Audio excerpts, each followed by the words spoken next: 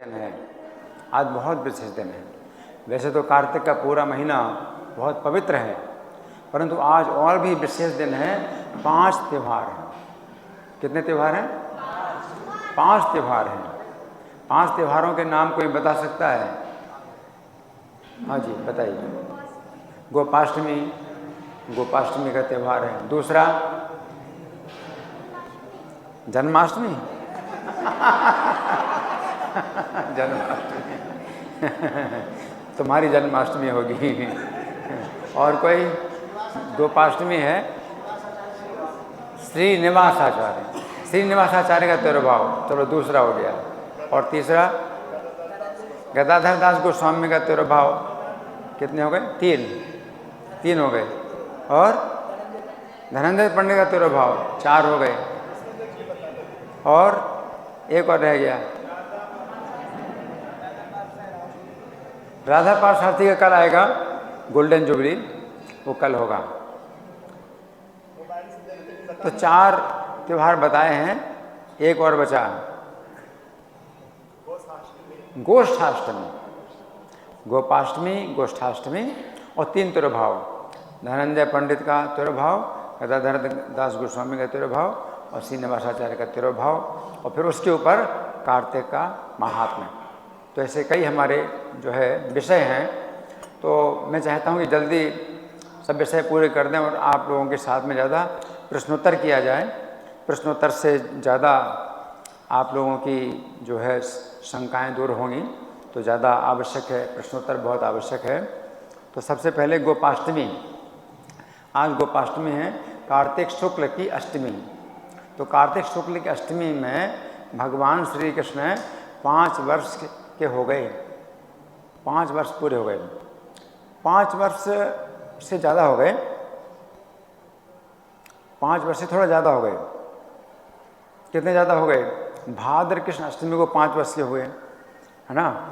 तो भाद्र के बाद आश्विन, फिर कार्तिक, तो 2 महीना, तो कार्तिक कृष्ण अष्टमी, फिर 15 दिन और, तो 2.5 महीना ज़्यादा है। 5 साल 2.5 महीने के जब भगवान हुए, तो आज के दिन गोप बने। गोप या गोपाल, गौओं का पालन करने वाले या तो गोप कहलाते हैं या गोपाल कहलाते हैं। उसके पहले क्या थे? गोपाल नहीं थे, मत्स्यपाल थे, यानी बछड़े चराते थे, बछड़ों को चराते थे। गौओं को चराने का अधिकार नहीं था। क्यों? छोटे बालक हैं। लेकिन अब जो है 5 साल के हो गए, अब हो गए बड़े हो गए, अब जो है क्या करेंगे? गौएं पालेंगे। तो आज के दिन गोपाष्टमी के दिन भगवान श्री कृष्ण को जो है गोपाल बनाया गया, गौओं को चराने का अधिकार दिया गया है। तो उसके पहले जो है वत्सों को चराते थे। तो वत्सों को जब चराते थे भगवान, तो उस समय 4 वर्ष के थे, जब अघासुर ने सब बछड़ों को और बालकों को अपने मुंह में निगल लिया था। सब बछड़े और बालक मर गए थे अघासुर के पेट में। अघासुर बहुत बड़ा अजगर था।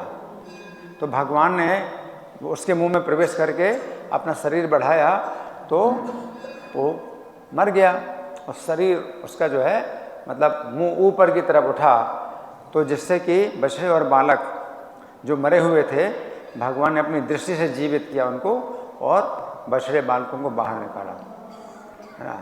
तो 4 साल के थे भगवान, है, उस समय, है ना। और पूरे 1 साल तक, फिर उसके बाद उसी दिन जब अघासुर का वध किया, तो उसी दिन भगवान ने जो है वो ब्रह्मा जी ने भगवान के बछड़े और बालक चुराए। तो 1 साल तक बछड़े और बालक भगवान के साथ थे ही नहीं। भगवान स्वयं ही बछड़े और बालक बन करके 1 साल तक लीला करते रहे। तो ये बछड़े चराने की ये सब लीला है। 1 साल, तो फिर 5 साल के जब पूरे हो गए भगवान, यानी कृष्ण जन्माष्टमी को, है ना। तो 5 साल जब पूरे हो गए, 1 साल तक भगवान के बछड़े और बालक थे ही नहीं उनके साथ, ब्रह्मा जी ने चुरा करके छिपा लिए थे। तो फिर 1 साल के बाद भगवान जो है को बछड़े और बालक ब्रह्मा जी ने लौटाए, है ना। और फिर अब 2.5 महीने के बाद अब 2.5 महीने के बाद अब बछड़े चराना बंद हुआ उनका, और आज के दिन से क्या हुआ उनका, गोपाष्टमी अभिषेक हुआ, अभिषेक उत्सव हुआ। आज के दिन आप गौ में पालन करेंगे। तो भगवान गौ में पालन करना चाहते हैं, लेकिन नंद यशोदा नहीं चाहते। क्यों? उनका जो कृष्ण है, उनका कृष्ण तो छोटा ही है। गौ में बहुत बड़ी बड़ी होती हैं और ख़तरनाक भी होती हैं। कभी खुर ऊपर अगर मतलब रख देंगे, अपना पैर रख देंगी, उसी में ही कृष्ण को बड़ी चोट लग जाएगी, और कृष्ण बहुत कोमल हैं।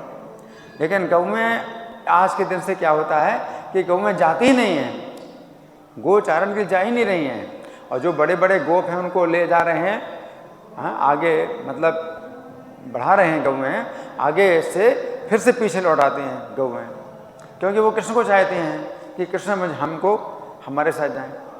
तो इस प्रकार से फिर जो है नंद यशोदा ने जब गौओं का ही जो है ऐसा संकेत देखा, तो फिर बेबस होकर के आज उनको जो है गोपाल बनाया कि ठीक है अब आप जाओ। ये नंद के लिए, यशोदा के लिए बड़ा कष्ट का ये समय था आज के दिन, कि वे दूर जाएंगे, घर से बहुत दूर जाएंगे, दूर जंगलों में जाएंगे। और गोपियों के लिए, जो गोप कन्याएँ हैं, उनके लिए बड़ा कष्ट का दिन था, क्योंकि अब जो है कृष्ण जहाँ जाएंगे गोवर्धन पर्वत में या वन में, तो कांटे और कंकड़ कृष्ण के पैरों में गड़ेंगे, क्योंकि कृष्ण नंगे पैर ही गौ में चराते हैं। माता यशोदा ने चाहा कि कृष्ण को जो है बड़ी सुंदर खड़ाऊँ या चप्पल दे दें, ताकि कांटों से कंकड़ों से रक्षा हो। लेकिन कृष्ण कहते हैं कि नहीं नहीं, हम तो जो है सेवक हैं, हम गौओं के सेवक हैं, गौएं हमारे जो है स्वामी हैं। तो जो है जो सुविधा गौओं के पास नहीं है, तो हम वो सुविधा नहीं ले सकते। गौएं चप्पल नहीं पहनती, तो हम चप्पल कैसे पहनेंगे?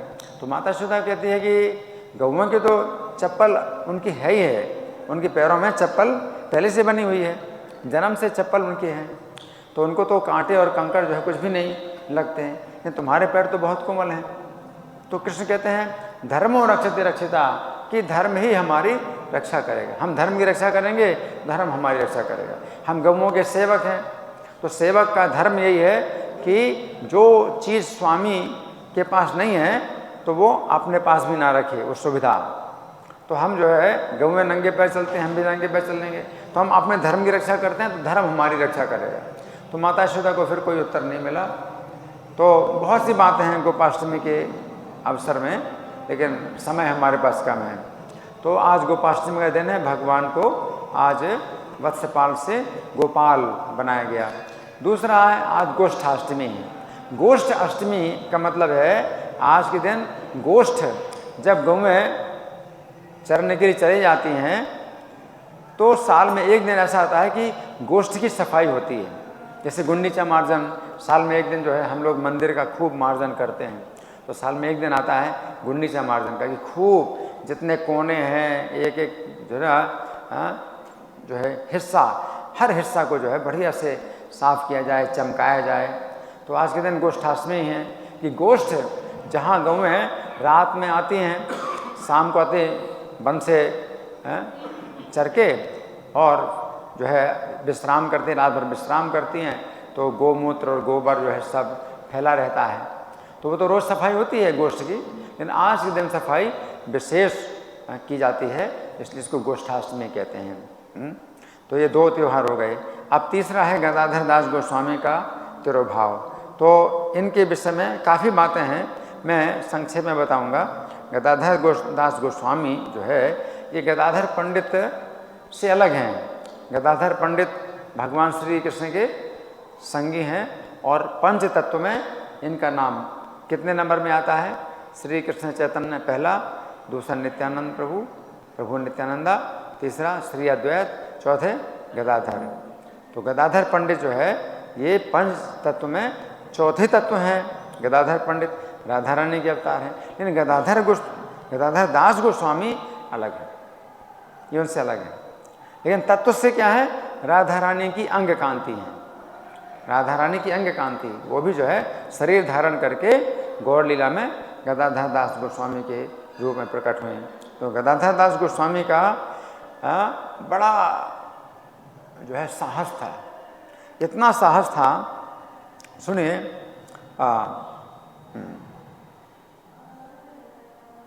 एक बार कृष्ण के प्रेम में आवेश हो गया उनको, कृष्ण के प्रेम का आवेश हो गया और काजी के भवन के सामने नृत्य करने लगे और कीर्तन करने लगे, कृष्ण के नाम का कीर्तन। काजी उस समय मुसलमानों का शासन था, तो काजी के भवन के सामने ही कीर्तन और नृत्य करने लगे। जब ये काजी बड़ा विरोधी था हिंदुओं का, और वो जिसको चाहे उसको जो है प्राण दंड भी दे सकता है ना, और जिसको चाहे उसको मुसलमान बना सकता है ना, इसलिए हिंदू तो है उसकी छाया से भी डरते थे। लेकिन गदाधर दास गोस्वामी इतने साहस में आ गए, कृष्ण के प्रेम में इतना उनका साहस बढ़ गया कि उसके भवन के सामने ही कीर्तन और नृत्य करने लगे, जोर जोर से भगवान का कीर्तन करने लगे। कुपित मुसलमान दंडाधिकारी, वो दंड अधिकारी, उसको अधिकार है दंड देने का, किसी को भी दंड देने का अधिकार है। पूरा आपका धन जब्त कर लेगा, आपका मकान खाली करवा देगा, और आपको जो है पता नहीं क्या क्या दंड दे सकता है, मुसलमानों का शासन है। लेकिन ये गदाधर दास गोस्वामी जो है उस समय काजी के घर के सामने ही हैं, और कुपित मुसलमान दंडाधिकारी शांति भंग करने हेतु उन्हें प्रताड़ित करने के लिए अपने घर से बाहर आ धमका। ये शांति भंग का आरोप लगाएगा वो कि हमारे घर के सामने ही कीर्तन करना है, हमारे घर की शांति भंग कर रहे हैं। तो वो कुपित होकर के बाहर निकला। गदाधर का आकर्षक रूप देखते ही काजी स्तब्ध रह गया। इतना प्रेम का भाव था, इतना प्रेम का भाव था, तेज था कि वो काजी जो है वो स्तब्ध हो गया, मतलब आगे नहीं बढ़ पाया कि वो चिल्लाए डांटे, वो कितनी गाली देगा, क्या क्या करेगा, और पकड़वा देगा और जेल में बंद करा देगा, उसके पास पूरा अधिकार है। लेकिन इतना इनका तेज देख करके, कृष्ण प्रेम का भाव देख करके क्या हो गया, वो स्तब्ध हो गया। जैसे खंभा खड़ा है ना, खंभे की तरह अकड़ गया, खड़ा रहा, कुछ बोल नहीं पाया, है ना। और क्रोध शांत हो गया, उसका क्रोध शांत हो गया। गदाधर ने स्नेहपूर्वक काजी से कहा, हरिनाम वितरण के लिए भगवान चैतन्य और नित्यानंद प्रकट हुए हैं, तो तुम ये हरिनाम क्यों नहीं लेते। उस काजी से कहते हैं, तुम ये हरिनाम क्यों नहीं लेते, चैतन्य महाप्रभु नित्यानंद प्रभु ने सबसे हरिनाम बुलवाया, तुम नाम क्यों नहीं लेते। तो वो बोला, मैं कल हरिनाम लूँगा, वो बोला मैं कल हरिनाम लूँगा। तो अनजाने में ही काजी के मुख से हरिनाम श्रवण कर गदाधर हर्षित होते। उन्होंने कहा, कल क्यों, आपने तो आज ही हरिनाम ले लिया है, ये प्रभावशाली हरिनाम तुम्हारे पापों का नाश कर देगा और तुम्हारे जीवन को निर्मल बना देगा। उस दिन से काजी ने गदाधर दास गोस्वामी की शरण ग्रहण की। तो वो काजी भी जो है क्या हो गया, बिल्कुल मतलब वैष्णव बन गया। इतनी शक्ति, हरि बोल। श्री गदाधर दास गोस्वामी तेरो भाव तिथि महामहोत्सव की। अब हम सुनेंगे दूसरे नंबर में धनंजय पंडित के बारे में। तो ये धनंजय पंडित 12 गोपालों में से एक हैं। भगवान श्री कृष्ण के साथ तो असंख्य गोप बालक रहते थे और असंख्य गौएं होती थीं जो कि चराते थे, जिनको चराते थे, है ना। लेकिन उनमें से 12 गोप बालक जो है क्या थे, विशेष थे, उन्हें कहते हैं 12 गोपाल। तो 12 गोपालों में जो 6वें नंबर के वसुदामा जो गोपाल हैं, वही जो है गौर लीला में धनंजय पंडित के नाम से प्रकट हुए। कौन 6वें नंबर के, कौन, वसुदामा। वही जो है गौर लीला में, ब्रज लीला में वसुदामा थे और गौर लीला में ये किस नाम से, धनंजय पंडित के नाम से प्रकट हुए, है ना। तो भगवान श्री चैतन्य के प्रेम में इन्होंने व्यापक भ्रमण किया, प्रचार किया और अर्चा विग्रहों की स्थापना की। गौर निताई का अर्चा विग्रह स्थापित किया, मतलब ये सबसे पहली ये घटना है। गौर निताई के अर्चा विग्रह स्थापित किए इन्होंने। भगवान चैतन्य और नित्यानंद प्रभु ने कभी ऐसा नहीं कहा कि मेरे अर्चा विग्रहों की स्थापना करो, लेकिन जो भक्त लोग होते हैं वो स्वयं अपने अधिकार का प्रयोग करके भगवान चैतन्य और नित्यानंद के अर्चा विग्रहों का उन्होंने क्या किया, स्थापना की, है ना। तो अब तो जो है स्थापना गौरनिताई के अर्चा विग्रहों की घर घर में हो रही है और कितने मंदिरों में स्थापना हो रही है। लेकिन उस समय पहले सबसे पहली बार अगर कोई स्थापना करे तो बहुत बड़ी बात होती थी कि भाई गौरनिताई के अर्चा विग्रहों की स्थापना की। तो उन्होंने गौरनिताई के अर्चा विग्रहों की स्थापना की। और गोपीनाथ का अर्चा विग्रह और श्री दामोदर का अर्चा विग्रह है ना। तो वसुधामा भगवान जो है कि 12 गोपालों में से 6वें गोपाल हैं। श्री धनंजय पंडित तिरुभाव तिथि महामहोत्सव की। और एक बात और भी समझने की है कि ये जो धनंजय पंडित का आज तिरुभाव है, तो साल में केवल एक ही दिन इनको हम याद करते हैं, तिरुभाव के दिन। आविर्भाव नहीं आता, तो कई वैष्णवों का आविर्भाव नहीं आता हमारे वैष्णव कैलेंडर में, अज्ञात है। लेकिन तिरुभाव जो है उनका रिकॉर्ड किया गया। तो साल में एक ही दिन होता है धनंजय पंडित का जो हम स्मरण करते हैं, है ना। तो आज उनका तिरुभाव दिवस है ना। इसी प्रकार से हमने सबसे पहले किसका नाम लिया था,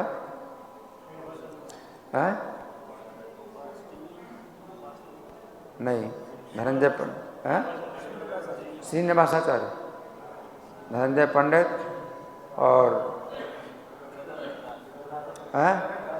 गदाधर दास गोस्वामी। गदाधर दास गोस्वामी का भी तिरुभाव दिवस है, आविर्भाव नहीं आता, अज्ञात।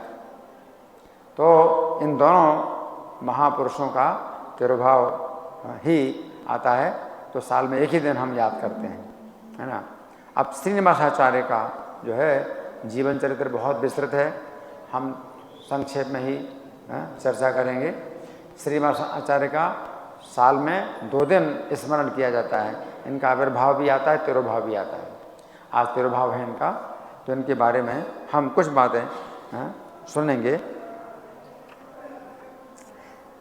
ये जो है जब मानसी सेवा करते थे, मानसी सेवा बड़े उन्नत वैष्णव करते हैं।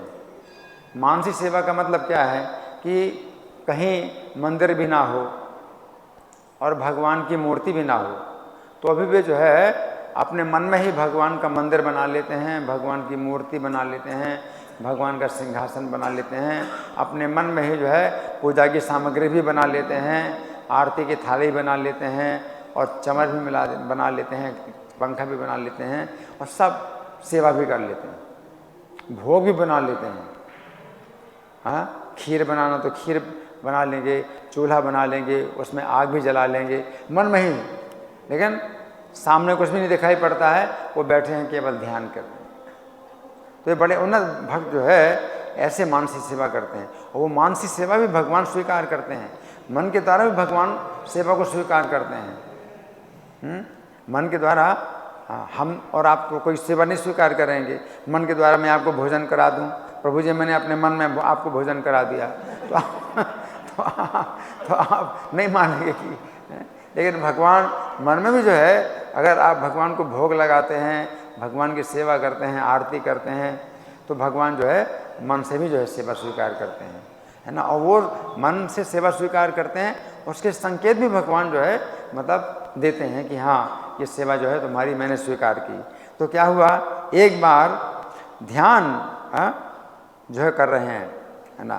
तो क्या ध्यान करते हैं कि गौरांग महाप्रभु को एक रत्न के सिंहासन पर उन्होंने आसीन किया है। मन में ही गौरांग महाप्रभु आ गए उनके, और सिंहासन भी रखा हुआ है, और गौरांग महाप्रभु बैठ गए, रत्नों के सिंहासन पर बैठ गए। और फिर इन्होंने सोने की मूठ वाली चावल से जो है भगवान को डुलाया, चमर डुलाया, है ना। और फिर 5 फूलों का जो हार होता है, वैजयंती माला कहलाती है, तो 5 प्रकार के अलग अलग फूलों की माला बनाई, मन में ही बनाई, और गौरांग महाप्रभु को पहना दी। ये सब मन में कर रहे हैं, है ना। कोई देखेगा तो कुछ नहीं दिखाई देगा, वो तो खाली बैठे हैं अपना ध्यान में और कोई भी चीज़ नहीं, लेकिन मन में वो गौरांग महाप्रभु को जो है वो चमर डुला रहे हैं। और उन्होंने 5 फूलों का हार गौरांग महाप्रभु को पहनाया, है ना। और जब सेवा पूरी हो गई, पूजा पूरी हो गई, है ना, तो गौरांग महाप्रभु मन में ही जो है क्या है, उन्होंने देखा कि भगवान चैतन्य प्रसन्न हो गए और अपने फूलों की माला उतार करके इनको पहना दी। अब देखो, कुछ सेवा तो ऐसी है कि वो अपनी इच्छा से कर रहे हैं, और कुछ घटना ऐसी होती हैं जो वो नहीं समझ पाते, लेकिन वो हो रही है। तो उनके मन में ही अब उन्होंने क्या देखा कि चैतन्य महाप्रभु प्रसन्न होकर के अपने गले की माला उनको पहना देते हैं। और चैतन्य महाप्रभु गले की माला उनके गले में जैसे आई तो इतना मतलब एक प्रकार से वो हुआ ना, मतलब हर्ष, इतना हर्ष हुआ कि ध्यान भंग हो गया। मतलब वो तो सोचा नहीं था, अपने मन में नहीं सोचा था कि ऐसा हो सकता है, लेकिन मन में देखा उन्होंने कि चैतन्य महाप्रभु प्रसन्न होकर के अपने गले से माला उनके गले में बना देते। ये वो चीज़ नहीं है कि भाई अपने मन में उन्होंने सोच लिया कि भाई हम सोच रहे हैं, तो इनका ध्यान भंग हो गया, क्योंकि इतनी कृपा वो सोच भी नहीं सकते थे। लेकिन चैतन्य महाप्रभु ने इतनी कृपा करी, क्या किया, अपने गले की माला क्या की, इनके गले में पहना दी, और ध्यान भंग हो गया। जब ध्यान भंग हो गया तो क्या हुआ कि जब बाहरी चेतना में आए तो वो जो है सुगंधित जो माला है उनके गले में आ गई। हरि बोल। मतलब मानसी सेवा ऐसी होती है कि भगवान जो है मन के द्वारा भी सेवा स्वीकार करते हैं, तो वो जो है वो बाहरी चेतना जब होती है भक्त की तो वो जो है दिखाई पड़ता है ना। अब एक बार और भी ये क्या कर रहे हैं, मणि मंजरी के स्वरूप में, ये स्वरूप से मणि मंजरी हैं, लेकिन गौरांग लीला में ये पुरुष रूप में इनको शरीर प्राप्त हुआ है। लेकिन अब मानसी सेवा कर रहे हैं तो मणि मंजरी के रूप में सेवा कर रहे हैं राधा कृष्ण की। तो राधा और कृष्ण के बीच में जो है ये रंग का युद्ध हो रहा है, रंग फेंकने का युद्ध हो रहा है ना। तो श्री कृष्ण राधा रानी के ऊपर रंग डाल रहे हैं और राधा रानी कृष्ण के ऊपर रंग डाल रहे हैं। तो जो सखियां हैं तो उन्होंने इनको मणि मंजरी को जो है ये सेवा दी कि तुम राधा रानी को रंग देती रहो कि राधा रानी हारे नहीं कृष्ण से। तो कृष्ण से किसी प्रकार भी राधा रानी हार ना जाएं, तो रंग सप्लाई करो। तो रंग सप्लाई कर रहे हैं राधा रानी को। तो भगवान श्री कृष्ण जो राधा रानी पर रंग फेंक रहे हैं, इनके ऊपर भी रंग आ रहा है, तो पूरा रंग इनका भी पूरे शरीर में रंग आ रहा है। अब उसमें क्या है कि वो धरती भी हिल रही है, धम धम धम। तो कृष्ण जो है रंग फेंक रहे हैं और इधर उधर चलते हैं, तो कृष्ण के चलने से और राधा रानी चलने से धरती भी हिल रही है, धम धम धम। तो इतनी धरती हिल रही है कि इनका जो है ध्यान भंग हो गया। अब ध्यान जब भंग हो गया तो बाहरी चेतना में आए तो क्या देखा कि सिर से लेकर के पैर तक जो है वो अनेक प्रकार के रंगों का जो है पूरा का पूरा जो है शरीर में हो गया है। हरि बोल। पूरा शरीर है रंग से जो ढका हुआ है उनका, है ना। तो ये जो है मानसी सेवा है। तो श्रीनिवासाचार्य का जो है ऐसा जो है विशेष गुण कि उनकी मानसी सेवा इतनी सच्ची है ना। श्रीनिवासाचार्य तिरुभाव तिथि महामहोत्सव की। अच्छा, अब एक घटना मैं आपको सुनाना चाहता हूँ। ये कार्तिक के महात्म्य की घटना है, अब बड़े ध्यान से सुनिए। ये घटना दिनांक 29 अक्टूबर 2016 की है। कितनी तारीख है? 29 अक्टूबर 2016, है ना। तो आज के दिन पर मैंने फरीदाबाद वाले मंदिर में प्रातःकालीन प्रवचन दिया था। सवेरे 8 से 9 सभी मंदिरों में होता है, तो सवेरे प्रवचन फरीदाबाद में दिया था। उस प्रवचन में मैंने कार्तिक महात्म्य की बातें सुनाई थी। अब कार्तिक महात्म्य की बातों में से एक बात मैंने पढ़ करके सुनाई, कार्तिक महात्म्य से पढ़ करके सुनाई कि विष्णु की आज्ञा पाकर कार्तिक व्रत करने वालों को कि सभी देवता रक्षा करते हैं। जो कार्तिक का व्रत करें तो भगवान ने देवताओं को ये आज्ञा दी है कि जो कार्तिक के नियमों का पालन करता है उसकी सब देवता रक्षा करो, है ना, सब रक्षा करें। तो ये बात तो मैंने पुस्तक के अंदर से पढ़कर सुनाई, परंतु ये एक अत्यंत आश्चर्य की घटना हुई, क्योंकि कुछ समय पहले प्रद्युम्न प्रिया प्रभु जो यहाँ बैठे हैं, प्रद्युम्न प्रिया प्रभु ने एक वीडियो क्लिप देखी थी जिसमें एक ऐसी घटना का वर्णन आया था कि राजा रूपसेन को वीरवर नाम का एक ऐसा अंगरक्षक मिला। राजा रूपसेन को, किसको? राजा रूपसेन को वीरवर नाम का एक अंगरक्षक मिला। किस नाम का? वीरवर नाम का एक अंगरक्षक मिला, जो अपने जीवन को संकट में डालकर भी राजा रूपसेन की रक्षा करता था। तो ये घटना तो प्रद्युम्न प्रिया प्रभु ने एक वीडियो क्लिप में देखी, परंतु कुछ समय बाद अत्यंत आश्चर्य की घटना हुई कि मैंने कार्तिक महात्म्य के अंदर से ये बात पढ़कर सुनाई कि विष्णु की आज्ञा से सभी देवता कार्तिक व्रत करने वालों की रक्षा करते हैं। हरि बोल। उसमें ये स्पष्ट बताया गया कि सब देवता जो है कार्तिक का व्रत करने वाले की इस प्रकार रक्षा करते हैं जैसे एक राजा की उसके कई सेवक मिलकर के रक्षा करते हैं, है ना। और एक वीडियो क्लिप उन्होंने ऐसी देखी, तो मतलब भगवान इस घटना से ये संकेत देते हैं कि जैसे वीरवर नाम का अंगरक्षक था जो कि राजा रूपसेन की रक्षा करता था अपने जीवन को संकट में डाल करके, उसी प्रकार से देवता लोग भी उस व्यक्ति की रक्षा करते हैं जो कार्तिक का व्रत करता है। श्री कृष्ण के द्वारा बनाई हुए रक्षा करने के ऐसे अद्भुत योग को देखकर मैं तथा मेरे संगी अत्यंत विस्मित तथा बार बार हर्षित हुए। हरि बोल।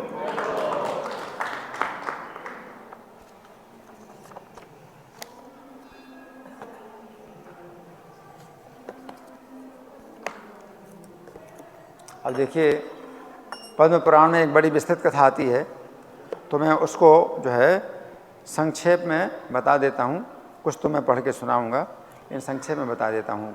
शुरू की जो कथा है वो ये है कि एक बार सत्यभामा भगवान श्री कृष्ण से पूछती हैं, और वो पूछना भी चाहिए। जो बात पूछती हैं वो ऐसी बात है जो कि हमें भी जानना चाहिए और बड़े ध्यान से सुनना चाहिए।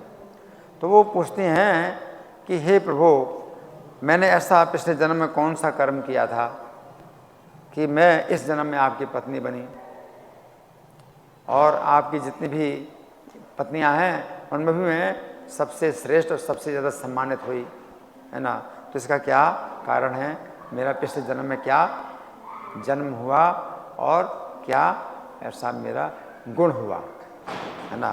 तो फिर भगवान जो है उनको पिछले जन्म की बात बताते हैं कि पिछले जन्म में आप जो है मायापुरी में एक ब्राह्मण वेद शर्मा की पुत्री थी।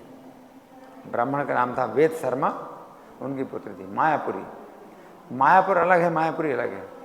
तो मायापुरी सप्तपुरियों में से एक मायापुरी है ना। लेकिन इस समय जो है उसे महोबा कहा जाता है, या महावतीपुरी शास्त्र में उसका नाम होता है महावतीपुरी या महोबा, जो मेरा जन्म स्थान है। तो वो 7 पुरियों में से एक वो है। तो मायापुरी में जन्म हुआ था, और सतयुग के अंत में, यानी जब त्रेता प्रारंभ नहीं हुआ, सतयुग के अंत में जन्म हुआ था मायापुरी में। तो वेद शर्मा के एक शिष्य थे चंद्र शर्मा। कौन थे? चंद्र शर्मा उनके शिष्य थे।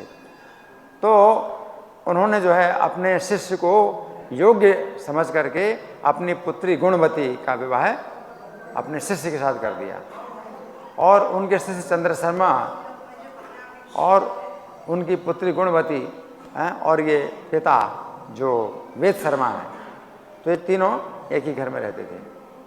फिर आगे चल कर के संविधा लेने के लिए वन में गए, तो एक बहुत बड़ा पर्वत, उसके नीचे उपवन में इधर उधर चल रहे थे। एक राक्षस आया, उस राक्षस ने इन दोनों का जो है वध कर दिया।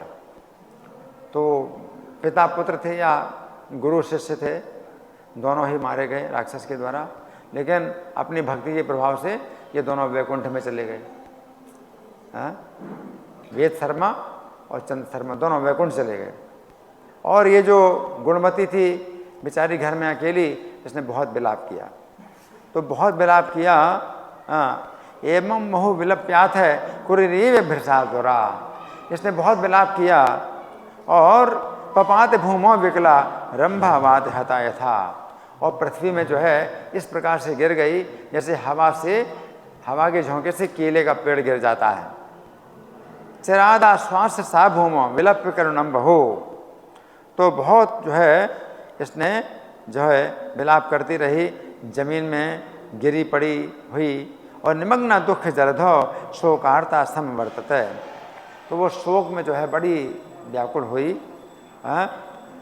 साग्रहोपस्करान सर्वान विक्रिय शुभ कर्म कृत, अब उसने क्या किया, अकेली थी बेचारी और घर में पैसा भी नहीं था, निर्धन थी, तो घर के सामान ही बेचे, क्योंकि अपने पति और पिता का उसको कृत्य करना था। तो जो क्रियाकर्म करना था अपने पिता और पति का, तो उसके लिए घर का सामान भी बेचा। तयोश्चक्रे यथाशक्ति पारलौकिक सत्क्रियाम, तो यथाशक्ति उसने अपने पिता और पति का पारलौकिक कर्म किया। तस्मिन् ने पुरे वासम चक्रे प्रभृति जीविनी, तो वो जो है फिर पूरे जीवन भर उसी नगर में रही, यानी मायापुरी में रही। विष्णु भक्ति परा शांता सत्य शौचा जितेंद्रिया, और विष्णु भक्ति में पूरी तरह से लग गई है, और शांत स्वभाव की थी, और सत्य का पालन करती, पवित्रता का पालन करती, इंद्रियों को बस में किए हुए। व्रत द्वयम तथा सम्यक आजन्म मरणात् कृतम, तो पूरे जीवन भर उसने 2 व्रत जो है किए, जन्म से लेकर मरण तक 2 प्रकार के व्रत किए। कौन कौन से हैं? एकादशी व्रतम सम्यक सेवनम कार्तिक सचा, एक तो एकादशी का व्रत और दूसरा कार्तिक का व्रत। ये 2 व्रत जो है ये वैष्णव व्रत कहलाते हैं, जो विष्णु को प्रसन्न करने वाले हैं। तो जीवन भर उसने 2 व्रत किए, एकादशी व्रत और कार्तिक व्रत। एतद् व्रत द्वयम कांते ममाति प्रियंकरम, तो भगवान कहते हैं, भगवान तो सुना रहे हैं सत्यभामा को कि हे देवी, ये 2 व्रत जो है ममा अति प्रियंकरम, मुझे बहुत ही अति प्रिय करे। कौन से 2 व्रत? एकादशी व्रत तो कार्तिक व्रत। भुक्ति मुक्ति परम सम्यक पुत्र संपत्ति कारकम, इससे सब प्रकार के भोग भी प्राप्त होते हैं, मुक्ति भी प्राप्त होती है, और पुत्र और संपत्ति भी प्राप्त होती है। कार्तिक मास ये नित्यम तुला संथे देवा करे, तो कार्तिक महीने में जो प्रतिदिन प्रातः स्नान संति, जो स्नान करेंगे, कार्तिक स्नान करेंगे, मुक्ता महापातक नो पिचा, तो महापापी होने के बावजूद भी वो मुक्त हो जाएंगे। कार्तिक का स्नान, हरि बोल। सम्मार्जनम गृहे विष्णु, और कार्तिक में क्या करना है? भगवान के मंदिर की सफाई, झाड़ू पोछा लगाना, और विष्णु पूजाम प्रकुर्वन्ति, और इस प्रकार से विष्णु पूजा करें, यानी विष्णु मंदिर में पूजा करना है। तो विष्णु मंदिर, इस्कॉन के जितने मंदिर हैं सब विष्णु मंदिर हैं, क्योंकि यहाँ विष्णु तत्वों की उपासना होती है, इसमें और देवताओं को साथ में नहीं रखा जाता। तो ये सब इस्कॉन के मंदिर जितने हैं सब विष्णु मंदिर हैं। गौर निताई की पूजा, सीताराम की पूजा, अगर हनुमान जी हैं तो सेवा में है, वो हनुमान जी की स्वतंत्र रूप से पूजा नहीं होती है। तो किसी भी देवता की स्वतंत्र रूप से पूजा नहीं होती है। गरुड़ जी हैं तो भगवान की सेवा में बैठे हैं, तो उनकी भी पूजा साथ साथ हो जाती है भगवान की पूजा के साथ, लेकिन अलग से पूजा नहीं किसी देवी देवता की, तो वो जो है विष्णु मंदिर कहलाते हैं।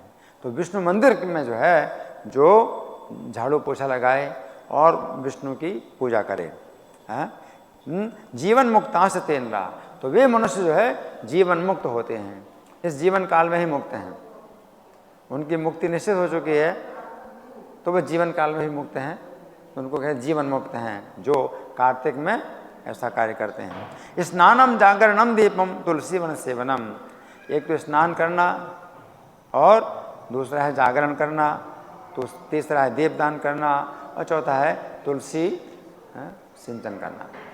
ये 4 कार्य कार्तिक महीने के विशेष हैं। तो सबसे पहला कार्य है स्नान कार्य। तो स्नान, कार्तिक का जो स्नान है वो किस प्रकार से होता है? कार्तिक में जो है, अब वैसे तो हमारा नियम तो मतलब हमेशा होता है, लेकिन कार्तिक में विशेष रूप से जागना चाहिए। किस समय? रात्रि के पिछले प्रहर के रहते जागना चाहिए। अंतिम प्रहर रात्रि का जब रह जाता है तो जागना चाहिए। रात्रि का जो पहला प्रहर है वो प्रदोष काल होता है। 8:10 से 10:34 तक प्रदोष काल ये पहला प्रहर है, 2 घंटा 24 मिनट का। फिर दूसरा जो प्रहर है रात्रि का निशा काल होता है, 10:34 से 3:22 तक। ये 4 घंटा 48 मिनट का होता है, दोगुना, तो ये निशा काल है। और जो तीसरा प्रहर रात्रि का या अंतिम प्रहर कहते हैं वो निशांत काल कहलाता है, जो कि 3:22 से 5:46 तक चलता है, निशांत काल। तो वो अंतिम प्रहर है। अंतिम प्रहर जो है जैसे शुरू हुआ वैसे ही जागना चाहिए। तो 3:22 पर जागना। अब अंतिम प्रहर जो है 3:22 से 5:46 तक, इसमें 3 मुहूर्त होते हैं 48 मिनट के। तो पहला मुहूर्त है 48 मिनट का, 3:22 से 4:10 तक। 48 मिनट के बीच में आप स्नान कर लिए, जितना भी शौच क्रिया स्नान है, और अपना सब वस्त्र धुले हुए वस्त्र पहन करके तिलक वगैरह लगा करके आप तैयार हो जाइए। तो 3:22 से 4:10 तक आप अपना जो है शौच स्नान सब कर लीजिए। तो वो कहते हैं कार्तिक स्नान। उसके बाद फिर हरि जागरण। तो पहला नियम कार्तिक का क्या है? स्नान, और स्नान के बाद हरि जागरण। और हरि जागरण का मतलब क्या है? हरि जागरण का मतलब है कि अब जो निशांत काल का दूसरा मुहूर्त है 4:10 से 4:58 तक, उसमें विशेष रूप से हरि जागरण यानी भगवान का दर्शन करना, पूजा करना, कीर्तन करना, नृत्य करना, गीत और संगीत के साथ, तो ये हरि जागरण कहलाता है ना। और इसी में ही प्रभुपाद ने मंगल आरती का नियम बनाया है हमारे लिए, डेली के लिए बनाया है, लेकिन कार्तिक में विशेष रूप से। जैसे कई भक्त लोग कार्तिक में ही मंगल आरती का नियम बनाते हैं, है ना। कितना टाइम हो गया? 8:45 हो गया, तो टाइम तो पूरा हो गया। मैं तो चाहता प्रश्नोत्तर भी करें, तभी तो कथा ही पूरी नहीं हो पाई। इसको जल्दी में करता हूँ। अब प्रश्नोत्तर तो शायद नहीं कर पाएंगे। तो ये जागरण हो गया।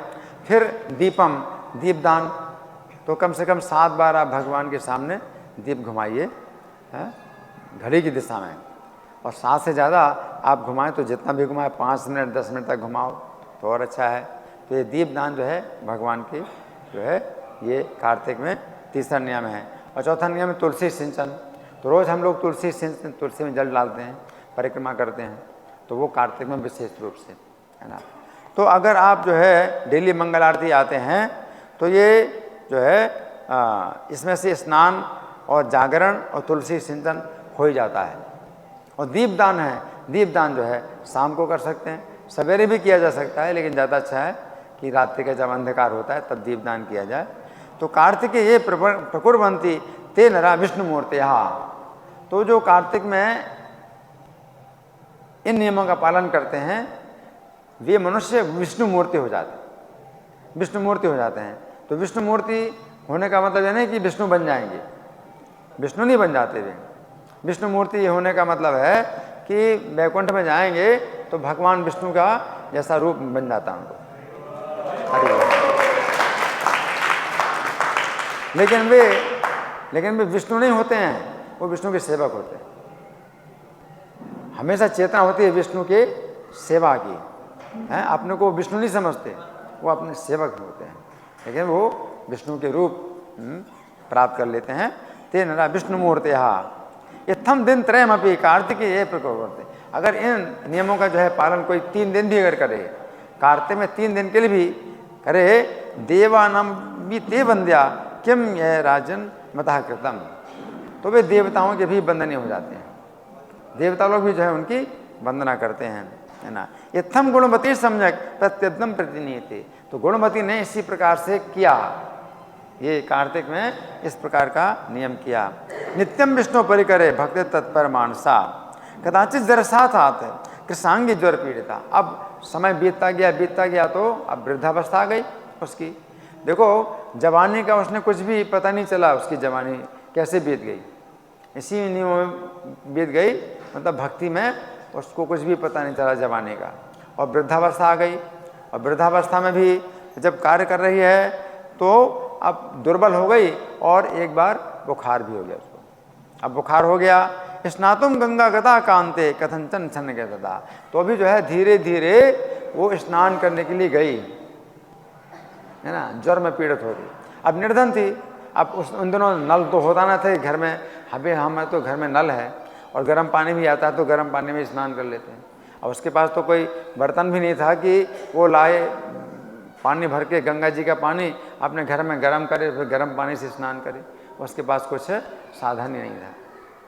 तो गंगा में स्नान करने जाना ही है, और इतने ठंड में जो है घर से बाहर भी निकली और जो है वो पहुंची, तो धीरे धीरे वो चल पा रही थी, है ना। यावत जलांतर्गता कंपिता शीत पीड़ा, जैसे ही पानी में जो है उसने पैर रखा तो सर्दी से जो है उसका शरीर कांपने लगा।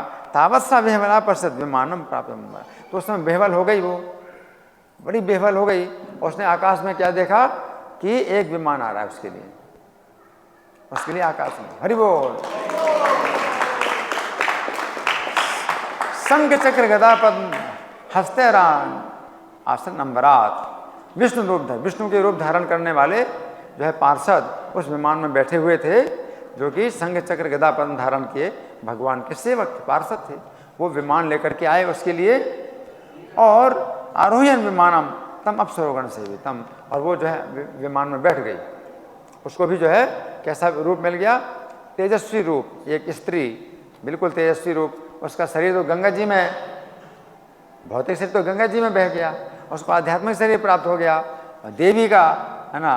और चामर बीजी मानम, अप्सराएं जो है उसको चमर और जो है पंखे डुला रही हैं।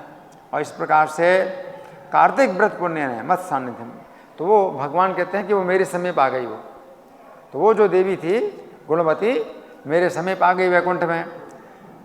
और जब ब्रह्मा आदि देवानाम यथा प्रार्थना, जब ब्रह्मा आदि देवताओं ने प्रार्थना की मुझसे पृथ्वी का भार उतारने के लिए, तो आगच्छता गणा सर्वे यातास्तेपि मया सह, तो सभी मेरे संगी लोग भी वैकुंठ से यहाँ पृथ्वी में आए जब मेरा अवतार हुआ। एते भी यादवा सर्वे मत गणा एवं भामिनी, तो हे देवी जितने यादव लोग हैं सब वैकुंठ के ही मेरे गण हैं जो आए हैं।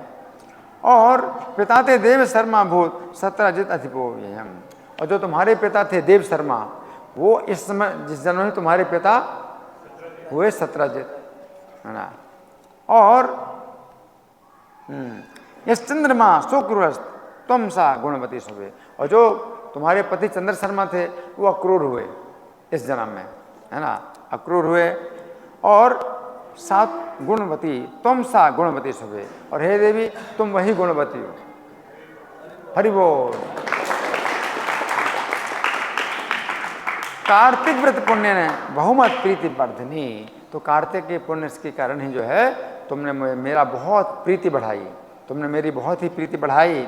मम द्वारे त्वया पूर्वम तुलसी वाटिका कृता, तुमने मेरे मंदिर के द्वार में तुलसी की वाटिका लगाई थी।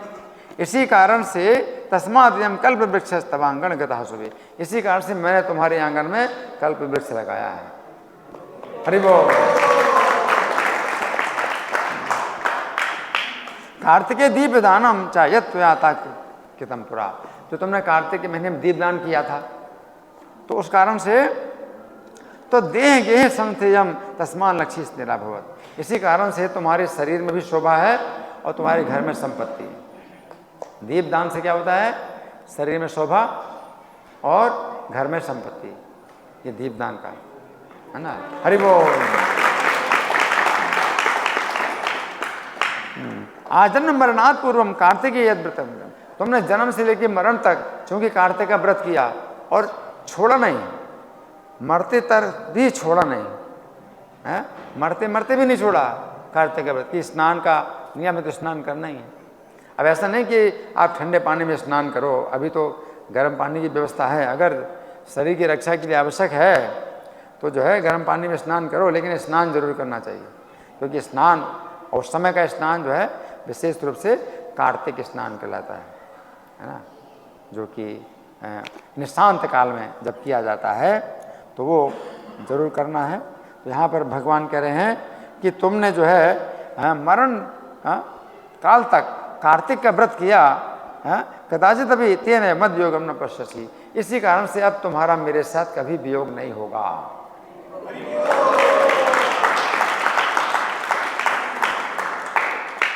तो कार्तिक का व्रत ऐसा है कि आप जो है करना ही है, ठीक है ना।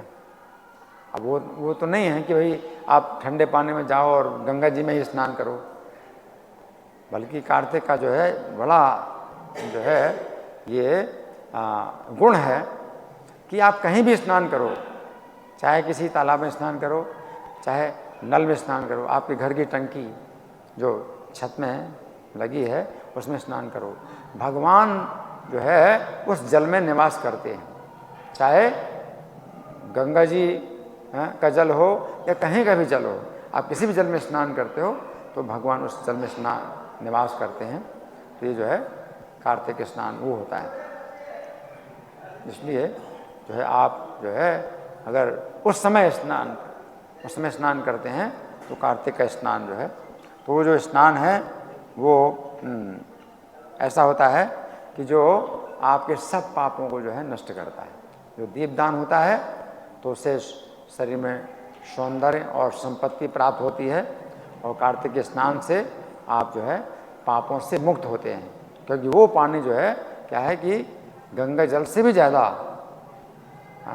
पवित्र होता है, क्योंकि भगवान स्वयं उसमें निवास करते हैं। तो उस स्नान से जो है आपका जो है जितना भी पाप है वो सब धुल जाता है ना।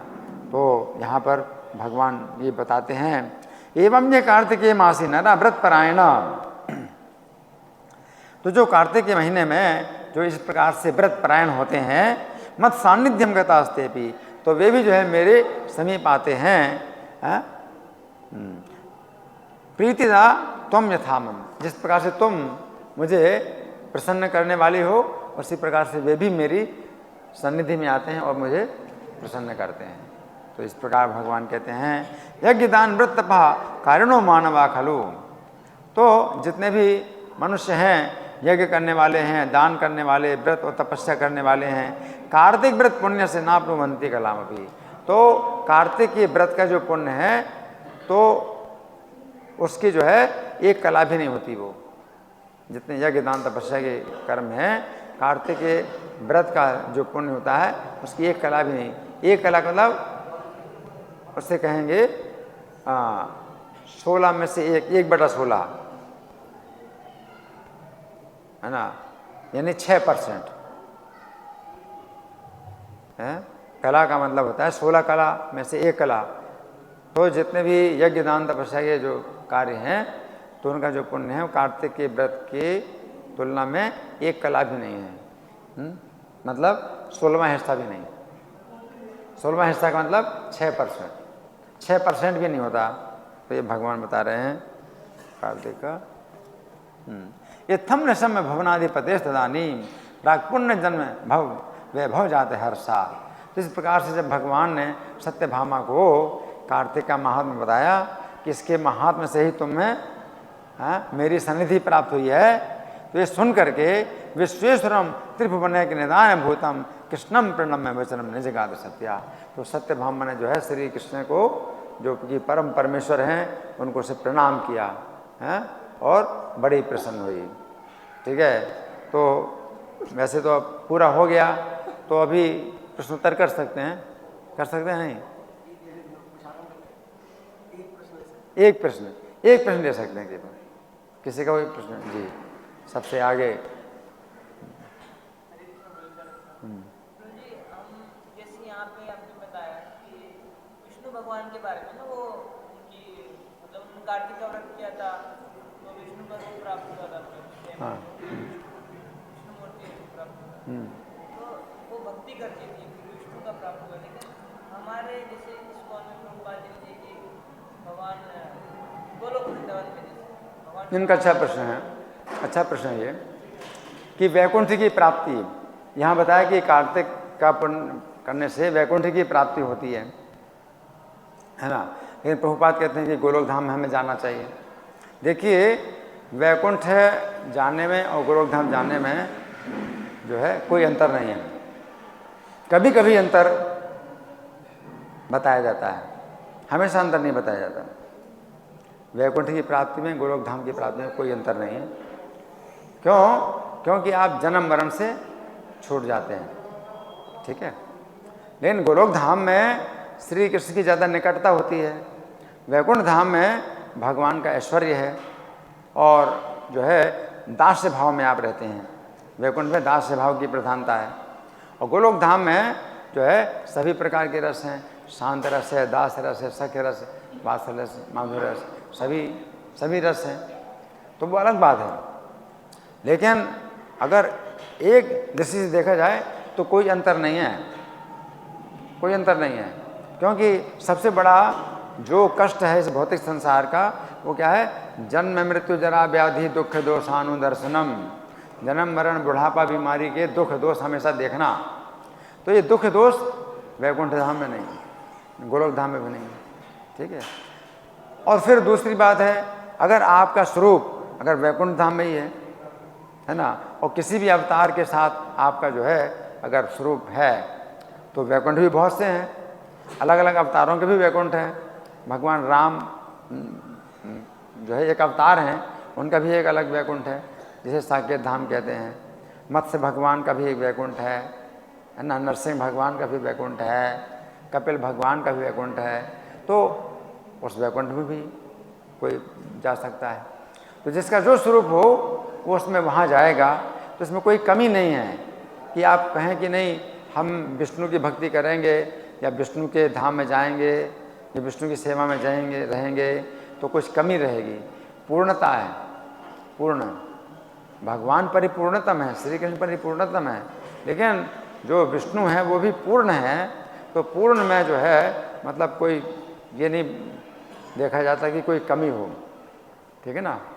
तो इसलिए कमी कहीं नहीं, जो जहाँ वैकुंठ में जिस सेवा में हैं और जिस प्रकार का उनका स्वरूप प्राप्त हुआ है, वैकुंठ में भी जो है भ्रमर भी हैं, वृक्ष भी हैं और फूल भी हैं। कोई भी हो वे सब जो है आध्यात्मिक रूप से वो होते हैं और भगवान की सेवा में लगे रहते हैं। हर कोई भगवान की सेवा में लगा रहता है और पूर्ण रूप से सुखी होता है, ठीक है ना। इसलिए गोलोक में और वैकुंठ में कोई अंतर नहीं है। कभी कभी बताया जाता है तो उस बात को जो है फिर ये मत ले लेना कि हमेशा के लिए आप फिर इसी बात को उठाएंगे कि नहीं हमें विष्णु की भक्ति नहीं करनी, हमें कृष्ण की भक्ति करना है। ये हमेशा ये बात उठाई नहीं जाती, ठीक है ना। धन्यवाद।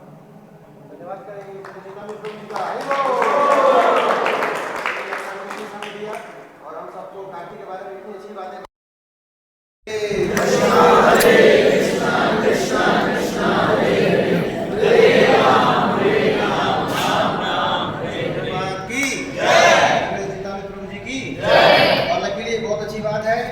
परम पूज्य गोपाल कृष्ण गोस्वामी महाराज भी पधार रहे हैं।